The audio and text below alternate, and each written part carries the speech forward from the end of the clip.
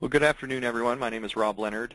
I am the COO of Sability, and I hope you've been enjoying the event so far. And I want to welcome you to this session titled The Basic Elements of Workforce Management Systems. Whether a company is in the hospitality, healthcare, retail, or manufacturing industries, it has a need to schedule its employees, track what they did when they came to work, and make sure that they pay them correctly for that work. And the software applications that support these basic business needs form the basis of what we call today the workforce management software industry.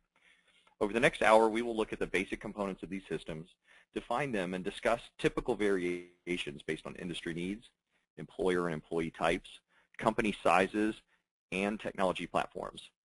There are hundreds, if not thousands, of software applications that could fall under the WFM umbrella. Some are quite basic and are fit only for small or simple organizations, while others are very comprehensive and may offer solutions that are industry specific. This session will not discuss any specific vendor solutions, but rather provide an overview of the common features and options that most of these solutions offer. When we are finished, you'll have a good working vocabulary of the industry terms and features that are present across the majority of workforce management solutions. So let's get started. At the highest level, workforce management systems can be broken down into different modules of functionality. The term module here is not intended to imply separation of these features from one another or any kind of all or nothing selection that must be made.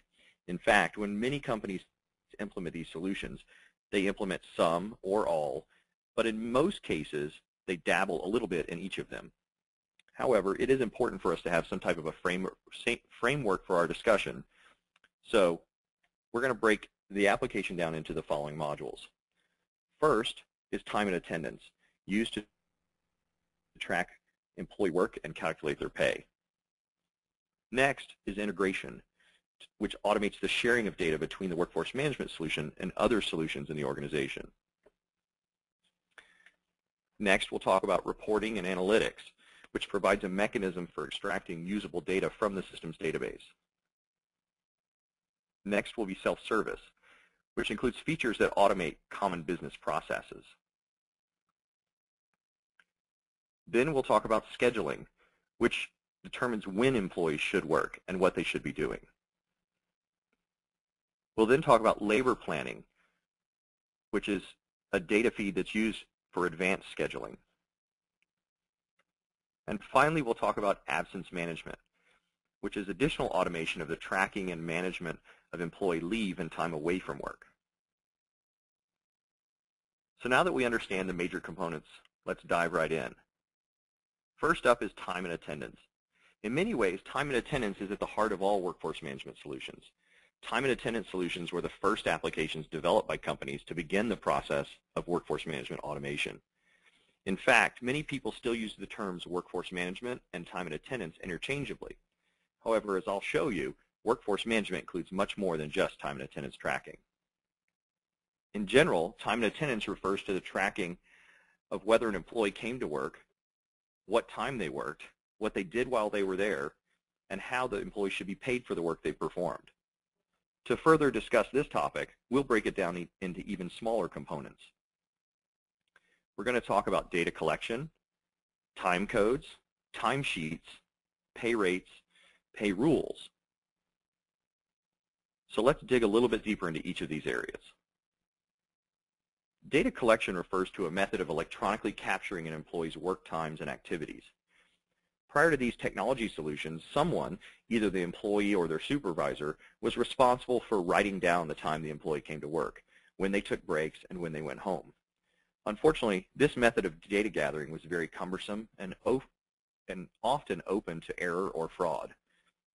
With workforce management solutions these days, there are a number of different technologies that can be used to not only record the time in and out and break times, but also to collect other information such as the job being performed, the quantity of products produced, etc. Some of the most common data collection options are employee badge readers. These devices use barcodes or proximity badges to identify the employee and record the time and data that's entered. Biometric devices do the same function as employee badge readers, but they do away with the need for the badge. Instead, they used fingerprints, hand geometry, or even the pattern of the veins in your fingers to identify who the employee is. Adoption of this method has been growing rapidly over the past years as this technology became more robust and the elimination of buddy punching received more attention.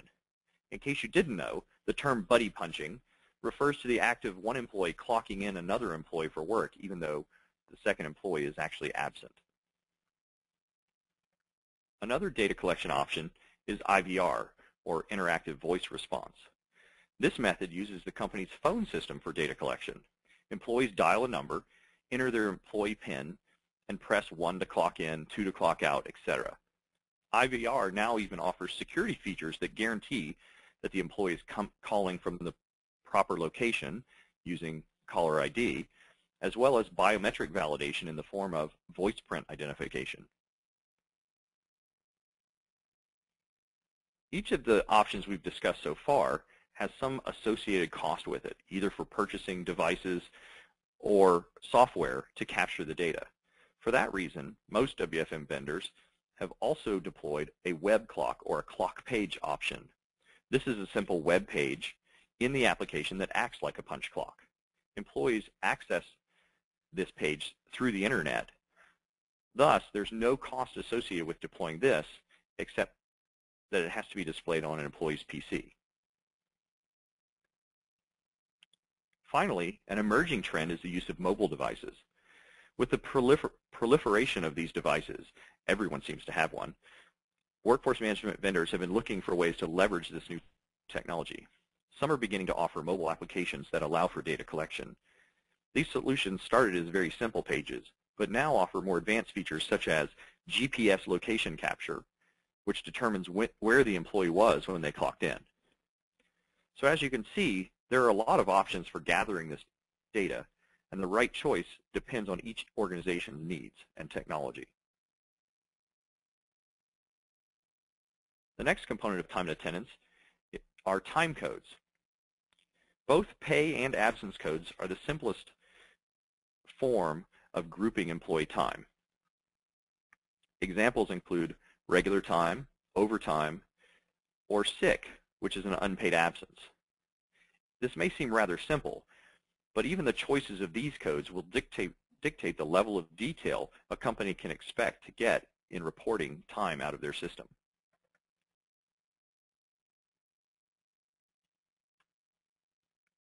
Every solution offers its own flavor of timesheet formats, layout, and information. But I think we all know what an employee timesheet is. It is the comprehensive record of an employee's work and absences for a given pay period. However, even with all these variations, timesheets usually come in two basic flavors, differentiated by the way the time is captured. First is a punch, detail, or in and out timesheet, which requires that the actual punch times be provided. This is the method that is typically used with data collection and employee clocks. But sometimes, even the supervisor employee is allowed to just key this information into the in and out fields. It is used mostly with hourly employees who have strict start and end times related to their schedule, and where the actual time of day that the time was worked may have an impact on how they're paid. The second type of timesheet is elapsed time. This format does not use data collection for in and out. It's used mostly by salary or professional employees who are more concerned with tracking absences and recording time against projects or jobs. In many cases, these employees are set up on auto-pay, where the timesheet is automatically populated with their default hours, and they report only the exceptions or changes from the default. Regardless of the timesheet format used, they'll almost always include a number of additional fields used for tracking the employee's work details. These types of fields may include things such as pay codes, absence codes, job codes, departments, projects, customer order numbers used for charging labor back to the customer, work order numbers, absence reasons, and overtime reasons. Most of them will also provide a place for the supervisor to include notes related to what happened during the day. While this isn't a comprehensive list, I think it gives you a good idea of the types of information that would typically show up in a timesheet. Next, we'll talk about pay rates. You'll still find some systems today that don't include pay rates and track only hours grouped by pay code. But most systems these days do include pay rates, and there are two main reasons why companies want this information in their workforce management system. First, there may be logic involved in determining the correct rate of pay for different circumstances. So automating this logic ensures that it's applied consistently and accurately. Secondly, having the pay rate also allows for real-time calculation of gross labor costs, rather than having to wait till the end of a pay period to get this information out of the payroll system. This real-time labor cost data is very useful in managing the business. Because different businesses have their own pay methods, applications have had to develop multiple methods that can be used a la carte. Depending on the system, pay rates may be supported ranging from simple employee base rates to rates by job, or even incentive pay rates where employees are paid per unit produced rather than the actual hours worked. Furthermore, there may be multiple possible rates that you could be paying an employee at any given time, and there are rules that can be configured to determine which rate is appropriate. For example, an employee may continue to receive the pay associated with their regular job even when working temporarily in a lower paying position. However, the same employee may receive a higher rate if they're working in a higher paid job for more than a certain number of hours per day. Now, this is just one example of the kinds of pay rate rules that exist, and I can assure you that the companies and unions have become quite creative in making up their own rules over the years. One of the key functions of the time and attendance system is to apply federal, state, company, and union pay rules to the employee's timesheets. There's an endless list of potential rules, but the most common ones are shown here. There's rounding, which determines the increments in which employees will be paid. Grace periods determine the amount of time around the scheduled start and end times for the day that the employee will be paid as if they arrived on time. Overtime and double time exist, but there are many different permeations. There's daily overtime, weekly overtime, and even pay for your 6th or 7th consecutive workday. Holiday pay consists of not only determining how to pay someone if they work on a holiday, but also whether or not they're eligible to receive the holiday pay when they're not working that day. Meals are a big topic and include things like determining whether or not someone should be paid or unpaid for their lunchtime, whether they should receive a meal penalty for missing a legal meal break, or whether or not meals can be automatically deducted without employees punching in and out. Finally, there are premiums, which come in many different flavors, but typical ones are shift differentials, which pay an extra amount of pay per hour for time worked on maybe second or third shift. There are weekend premiums, such as a Sunday premium, which would pay a lump sum for working on a weekend or a preferable weekend day. And then there are hazard premiums, where employees are paid an extra amount per hour for working in some type of a dangerous, dirty, or somewhat undesirable condition. When all these rules are applied to the employee's timesheet, the result is the calculation of the employee's gross pay. Note that this is a key term. In general, all time and attendance systems calculate gross pay, while leaving the task of doing net pay to the payroll system. Net pay is the reduction of the employee's gross pay by taxes, withholdings, and etc.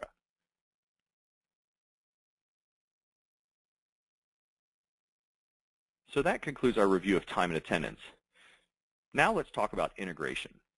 As you can imagine, the value of the time and attendance system would be greatly enhanced by the availability of integration points to automatically share data between time and attendance and other business systems. This reduces the need for double entry of information and eliminates any differences between the systems. The most common integration points include the HR system, which shares the employee master data and employees' accrual balances with the workforce management system. External scheduling systems may provide the employee's scheduled start and end times and also scheduled absences to time and attendance. As we've discussed, the workforce management system will export the gross pay and sometimes employee accrual balances to the payroll system for additional processing. Work order or project systems will also supply information back and forth with the workforce management system, including employee assignments to work on those projects and available budgets for hours to be charged against them. And in some cases, the general ledger system is directly interfaced with the workforce management system, providing real-time labor distribution and budget variance reporting, as opposed to waiting to get that information from the payroll system. In addition to all those integration points, there are multiple integration technologies that are typically in play. Flat files are the most common even today. They provide basic batch synchronization of information from one system. It's exported and provided and then loaded into the second system.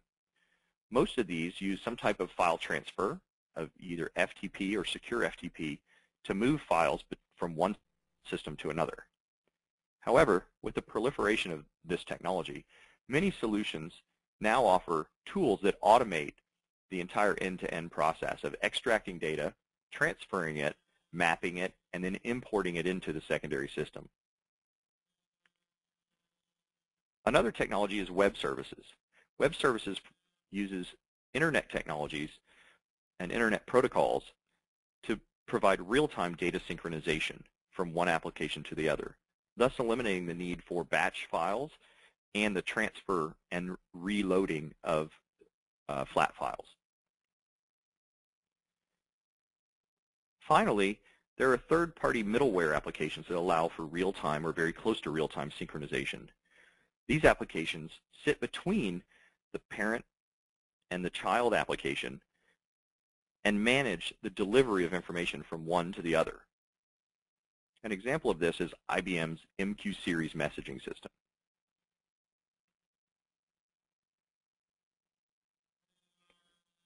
Now let's talk about reporting and analytics. With all of this valuable information in the system, it's understandable that a company wants to be able to get the information back out and use it to run their business better. In most workforce management systems, there are a few different levels of reporting. First, what we would call standard reports. These are typically tabular reports that pull data directly out of the system with groupings and subtotals, but there's very little analysis of the data going on. Examples of these types of reports include employee absence history reports, departmental labor costs, overtime usage by department, or project hours used. Systems also provide ad hoc reporting. These tools allow users to build their own reports of information so that they can see the information organized the way they want. These tools are very beneficial since oftentimes the standard reports won't fit all of a company's needs. Finally, the highest level of reporting is often called business intelligence or analytics. These tools provide trend analysis and crunch through a lot of computations of the data. Cubes of information allow you to quickly look at relationships between different factors. In the past, BI tools were often sold separately, but more often, workforce management vendors are now bundling these tools into their systems to allow for greater data analysis.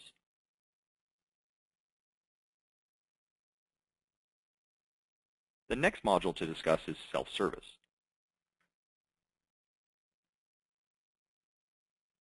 When we look at these pictures, it's easy to understand the concept of self-service. It means that a transaction that used to require interaction between two or more people has been simplified so that the consumer can complete it without assistance. For workforce management systems, the concept of self-service is the same. Interactions between an employer and their manager have been automated so that they can be processed without the need for the other person being present. And at the heart of many self-service solutions is the concept of workflow. The workflow determines the order in which information is captured and routed throughout the organization. The classic example of self-service and workflow is the employee time-off request. Let's say that this year I was scheduled to work the 7 a.m. shift on the Monday after the Super Bowl, and I want to make sure that next year the same thing doesn't happen. I can submit a PTO request,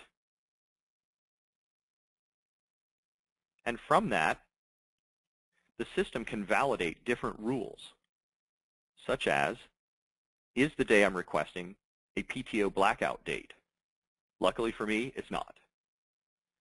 Next, perhaps there's a rule that checks to see if there are already too many people scheduled off. And again, luckily, I'm the first one to try and ask off for next year's Super Bowl Monday. Once the system has determined that I passed all of the automated rules, it can send that request to my supervisor for final approval. And if my supervisor approves it, the system will automatically email me to let me know that it's been approved and simultaneously update my schedule for a year from now so that I know I'm scheduled off that day.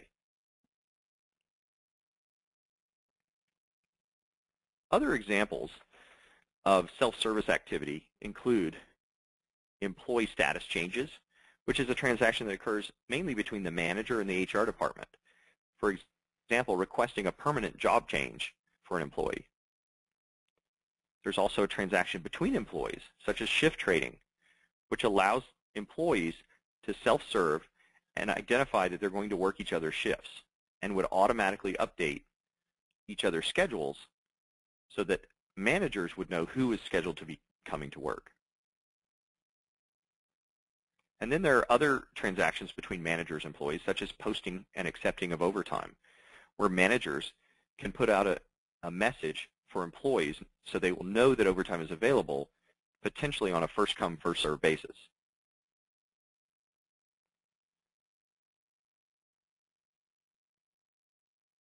Now that you have a good idea of what self-service is about, let's talk about scheduling. Scheduling is all about determining when employees should work and what they should be doing. So that sounds easy enough, right? In reality, though, there are many different levels of complexity of scheduling needs for different businesses across many different industries. The scheduling method depends greatly on the mixture of full-time and part-time employees, as well as the consistency and repeatability of the work that needs to be performed. We will consider 3 different scenarios to illustrate the levels of complex scheduling tasks that face different businesses. Let's consider first a food processing plant that has 3 assembly lines, one making cookies, one making chips, and a third one making chocolates. Many facilities like this divide the day into 3 shifts, A shift for processing food, B shift for processing, and C shift for sanitation, which is when a team of people comes in and cleans up the factory so that the following A shift can begin again.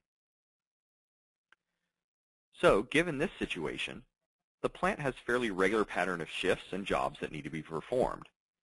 And they probably have a high degree of full-time employees that work on predefined shift patterns. This type of scheduling need is fairly basic and is usually supported by even the most simple time and attendance workforce management systems.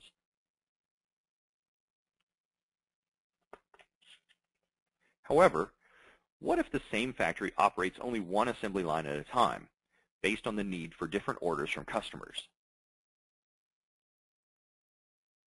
So, around Valentine's Day, the factory may be dedicated to making only chocolates, whereas around other times of the year, they would be making more chips or cookies. To make this even more complex, each assembly line may have its own need for a different distribution of workers, whereas to make chocolate, we need only 6 line workers, but we need 3 forklift drivers and 2 maintenance technicians. This demand scheduling is the medium tier of schedule complexities that you will run into. And I'm sure you can see that there's a lot of value in the workforce management system automating the decision of how many employees should work at any given time based on what's being made. So now let's consider the most advanced scheduling. Let's consider a 24-screen movie theater in a large suburban mall. If you think about a movie theater, they have jobs like ticket takers, ushers, and concession stand employees. And they typically have a mix of full-time and part-time employees. The part-time employees are mostly made up of high school students. Another type of employee is the projectionist, or the person that runs the movie projector. This happens to be a unionized full-time position, and there are rules governing how much these employees should be paid and how they can be scheduled. Add to this the fact that the number of employees that need to work is greatly dependent on the number of people who will be attending a movie at any given time. If there are only 50 people in the movie complex at 9 a.m. on a Tuesday, you wouldn't need more than one ticket taker, one usher, and one concession clerk. Staffing any more than that would be a big waste of money. Thus, it takes some pretty complex analysis to determine the schedule for every single week, day, and hour. When you consider the different factors that go into the schedule, there are things such as employee availability. We know that these part-time students often have complex schedules that have to be accommodated, such as sports games and other school events. There's scheduled vacation for full-time employees. Then we need to factor in the hour-by-hour forecast of how many people should be attending the movie theater at any given time. Then we have to compare that to the union rules for the projectionists. We also have to correspond to child labor laws, which dictate that students can only work a certain number of hours and especially are restricted on school nights.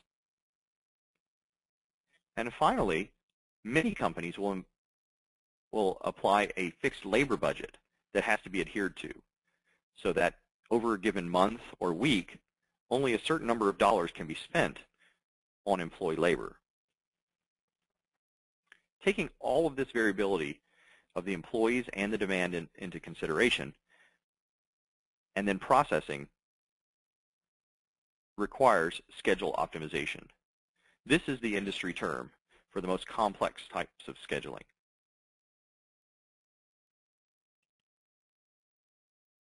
As you can imagine, setting up a system to incorporate all these factors and generate the perfect schedule can be quite a task.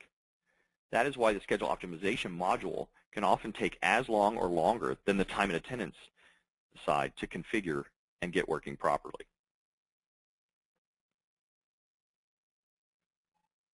Now that we've talked about advanced scheduling, let's talk about labor planning. As you step back from the scheduling algorithm, you will find another subset of solutions that supply raw data that's necessary for schedule optimization. In the past, these solutions were often standalone or homegrown, but more and more you find them as being offered as parts of the workforce management solution. There are two interrelated modules that fall into this category, and both were on our previous slide. The first is labor budgeting, and the other is the labor forecast. Labor budgeting provides tools to automate the computation and the collaboration required to determine the labor budget within an organization. If a company manages its schedules based on labor budget constraints, there's usually not an even distribution across the organization. For example, a national clothing retailer may have 100 stores in different markets around the U.S., but on any given day, the labor budget would not be divided equally. That's because some stores are small locations inside malls, while others are large standalone operations, and others might be outlet locations that have a different staffing demand. So given the size of each store, the expected customer foot traffic, and its expected sales per week, the corporate office may issue a labor budget that can't be violated for each individual store. For many companies, the process of analyzing budgets and eventually locking them in is an iterative one that happens between the corporate offices and individual store management. The company may issue the first budget, which is then sent to the store managers for review. The store may then submit requests for edits based on changes it expects in its business, and so forth and so on. Then eventually, the budget is locked in and becomes a scheduling constraint. The other labor planning module is labor forecasting. Forecasting is about predicting the demand for labor based on historical data and other known factors. For example, in our movie theater example previously, we needed the forecast to tell us how many people will be attending the movies at any given time, such as between 10 a.m. and 11 a.m. on a given day. In that way, the schedule optimization engine could tell us how many ticket takers, concession clerks, and etc. would need to be working during that hour. It's a pretty complex task to accurately predict the future. It's usually another complex process that crunches multiple parameters to decide the final forecast. Some of the factors that would be considered in our example would be historical ticket sales that may be analyzed for trends across the week and showing possibly that more people attend movies on Saturday nights than any other night. There also may be a trend of attendance based on the types of movies that are being played, whether they're rated R or rated PG. We also know that the attendance is impacted by the seasons of the year. Perhaps in the north during the winter, people tend to stay home because it's cold out. And conversely, in the summer, in the south, people want to be outdoors and don't go to the movies as much. We also know that the distribution of attendance to movies is affected by the day of the week, or whether it's a weekend or versus a weekday. Of course, we could all predict that on the opening night for big movies, attendance would spike considerably. Other factors could include whether or not 2D versus 3D movies are being shown. And of course, we all know that economic conditions would affect movie attendance from one year to the next. In the end, it's the labor forecasting module's responsibility to take all of this information and eventually determine what it thinks is the forecast for attendance by hour on any given day. Of course, our example as a movie theater is a good one at describing the challenges and factors that I think we can all relate to. But the same idea applies to hospitality, retail, gaming, or even healthcare. Really, anywhere there are multiple drivers of demand that varies greatly between different time segments.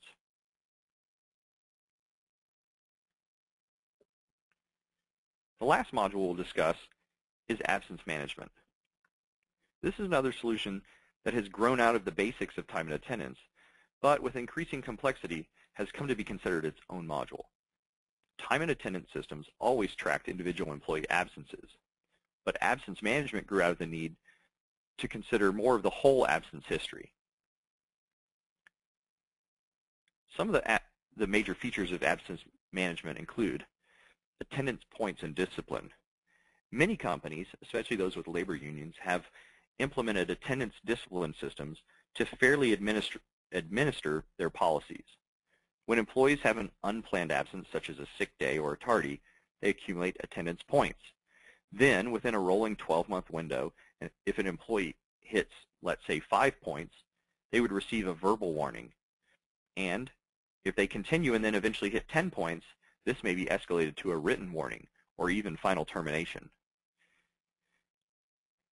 The attendance points and discipline modules automate the computation of these, and application and administration of it is greatly eased. It's important to note that attendance points modules can also be used for positive things. Many companies also use them to reward perfect attendance for employees as well. Another component of absence management is the accrual engine or entitlements engine. This was traditionally something that was computed in the HR payroll system, but more and more is showing up in workforce management systems as well. Again, the reason is that workforce management systems work on a real-time basis, and it's important to be able to deduct balances or compute employee future accruals when trying to determine things like scheduled time off for the future.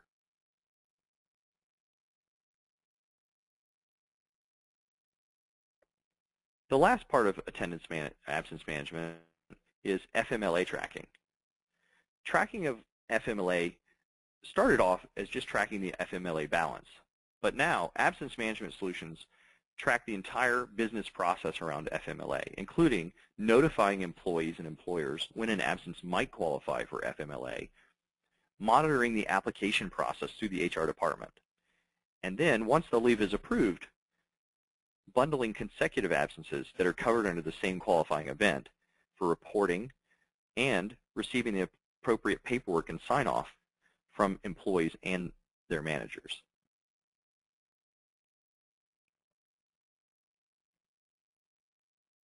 So that's it. We've reviewed the major components of a workforce management solution. I know we've talked about a lot of things in a short period of time, so let's do a short recap. We've talked about time and attendance, which records when employees come to work and how much they should be paid. We've talked about self-service, which provides workflow and automates business processes. There's reporting and analytics, which provides different levels of reporting, automation, and ad hoc reporting, and computations.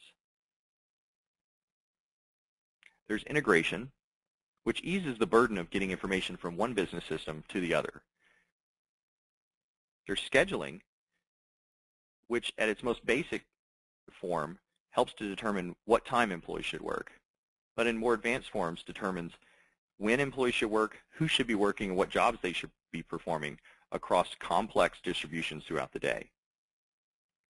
There was labor planning, which were modules that fed into the labor scheduling optimization for budgeting constraints and determining the labor forecast. And finally, there was absence management, which included modules such as attendance points, the accruals engine, and FMLA leave case management.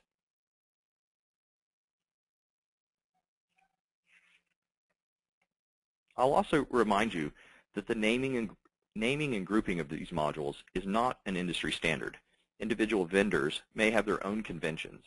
These components represent roughly 80% of the features that most solutions have in common, but in no way should it make you think that all workforce management systems are the same. In fact, there are plenty of major differences between different solutions, including the technology choices they've made, the level of service and pricing models they offer, the vertical industries that they support, and the overall fit and usability of their solution. It's my hope that being armed with this basic vocabulary, you will be able to speak more intelligently with industry leaders and ask questions of your vendors, and in the end, find a solution that is right for you. I thank you, and we'll open the floor for questions.